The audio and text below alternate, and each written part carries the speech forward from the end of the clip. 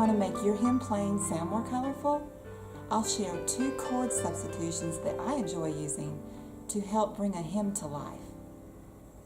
If you're watching this from my website, just remember to click the like or the share button at the bottom of this video.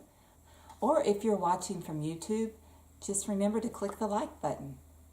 Now for those 2 easy chord substitutions. I'm going to use G major for our hymn examples.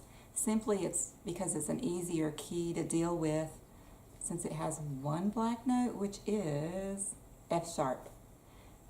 First, let's identify those 2 chord substitutions. If you know your scale and chord theory, you know that the 1 chord in G major is G, B, D, and the 2 chord in G major is A, C, E. And A is the second note in the G scale, so that's why we call the chord a 2 chord. And notice the Roman numeral 2 is lowercase for minor chord and uppercase for major chord as shown for the 1 chord in G major. Let's change the A minor chord to a major chord by raising the middle note a half step to a C sharp. And now we have a major 2 chord within the key of G major. Let me back up and mention we're going to extend the chord as well to make it sound more rich. So you notice we have A, C, E. It's every other letter in the alphabet. So after the top note E in the chord, skip F, G. Let's place a G above the E. Now we have a 7 chord, a 2-7, meaning the top note, which is G, is 7 away from the bottom note, which is A. So now we have a minor 2-7. It's a beautiful chord. But when you use this in hymn, you don't normally use all 4 notes because it would sound too muddy, just too heavy. So we lighten it up by usually at least playing the bottom and the top notes, so the A and G together, at least that much. But when we changed it to a major chord, the 2 chord to a major chord, then it's uppercase 2-7.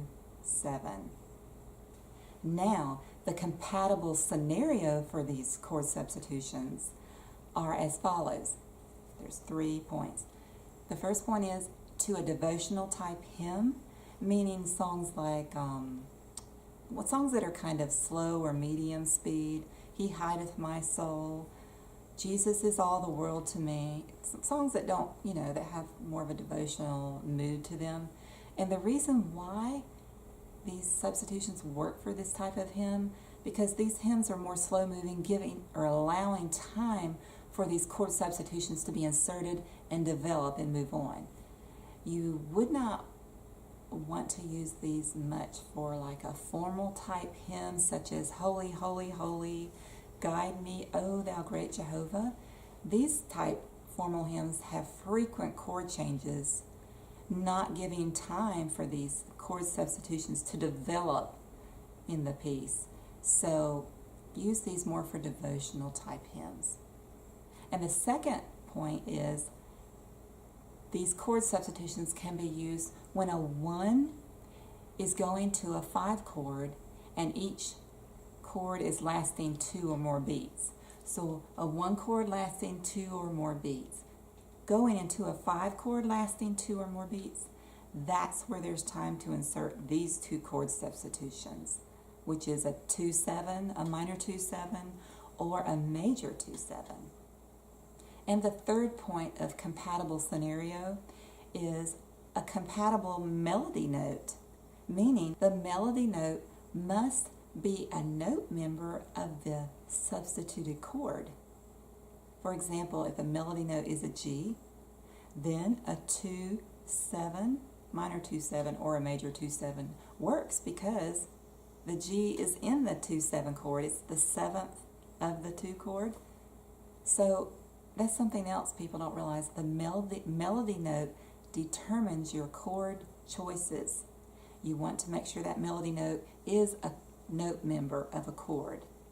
And to know that for sure, you have to just keep extending chords by thirds And that opens up a lot of more possibility of chords when you realize, oh, I'm just trying to make it compatible with the melody note, not only the melody note, but the chord progression within. And you just, by ear, you can discover different chord paths to take. Okay, the major 2/7 is going to be used in place of the one chord, not on the first beat, but after like the second beat or so, depending on how many beats in a measure, how much time you have, how long that one chord's lasting. Now let's add the minor 2/7 and major 2/7 to the hymn examples.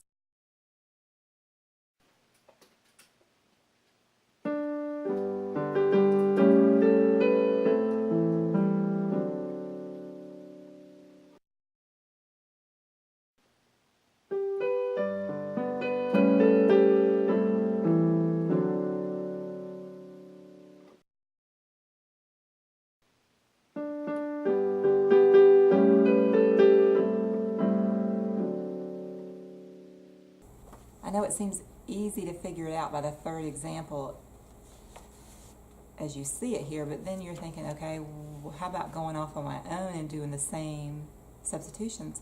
You can do it, but it's best to dwell on a chord substitution like this for a couple months, meaning finding other hymns of like nature and applying the same concept, and then it will start sinking in and you won't forget as well. So it's just better to build slowly, precept upon precept, and you'll discover it's not as overwhelming when you take that path. Make more application for these two chord substitutions for the following hymns. Brethren, we have met to worship. He, the pearly gates will open. There are many more hymns where you will be able to use these two chord substitutions, but that will give you a start, and hope you enjoy using these as much as I have. See you later. Bye-bye.